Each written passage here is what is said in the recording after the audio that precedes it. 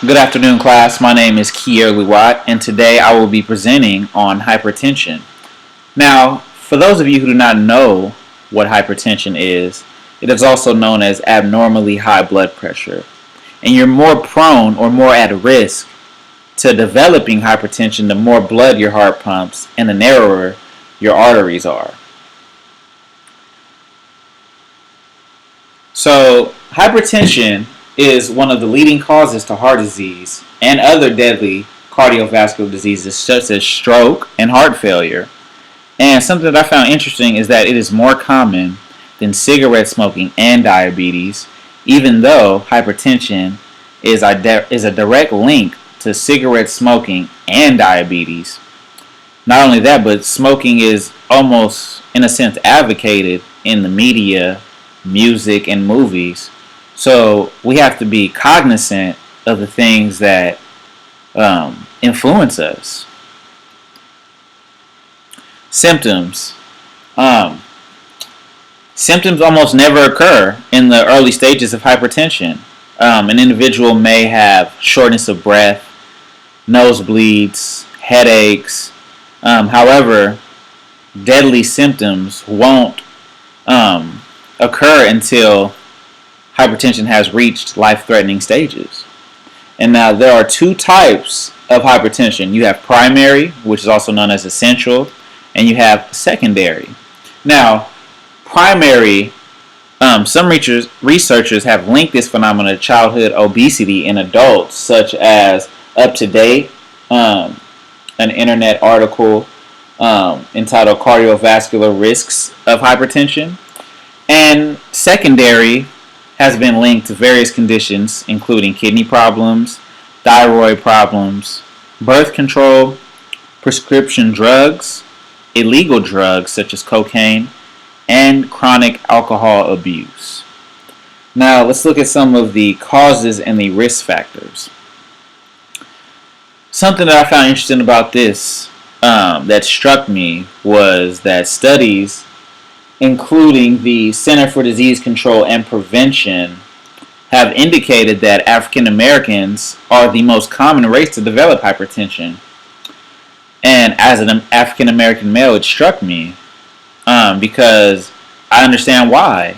Our diets are poor. A lot of us live in low income housing to where we may only have a single parent, and they may work two jobs, and they may not be able to supply us with healthy foods on their way home from work. They might just pick something up like fast food, which is terrible for our health. Contains too much salt. High levels of stress also factors into hypertension. Hypertension is linked to family history, so if your mom, dad, grandmother, or grandfather have hypertension, you are more likely to develop hypertension. Lack of physical activity and chronic diseases such as diabetes factors into hypertension. Now, this is where it gets interesting. Complications of hypertension. Of course, I've already stated this: heart attack and stroke. Sources including the Helen Sweeting article, Gender Dimensions of Obesity in Childhood and Adolescence, has stated that more than half of the strokes in adults, calculate at a percentage of 54%, are linked to hypertension. And hypertension also causes you to lose memory. It affects an individual's ability to think. Okay?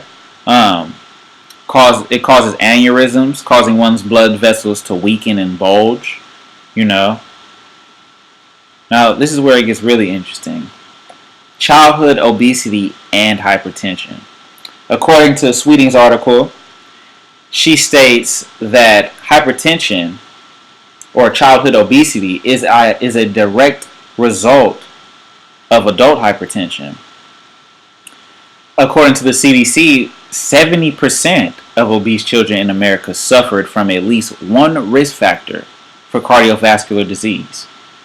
Now, that's pretty shocking. I mean, it shows that as a country, health is not a priority.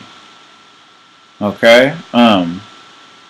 Numerous studies have indicated, including a journal by Iga Grad, factors associated with knowledge of hypertension among adolescents, that it is a correlation to lack of physical activity and poor diet. Things I have stated earlier in the presentation. Research, according to the American Heart Association, has indicated that childhood obesity is also a direct link to poverty. As I stated before, low-income housing. Studies show that children in low-income housing are 2 times more likely to become obese than a child living in higher-income households. Right? Let that sink in. Now, low income and hypertension. This is where it gets really interesting.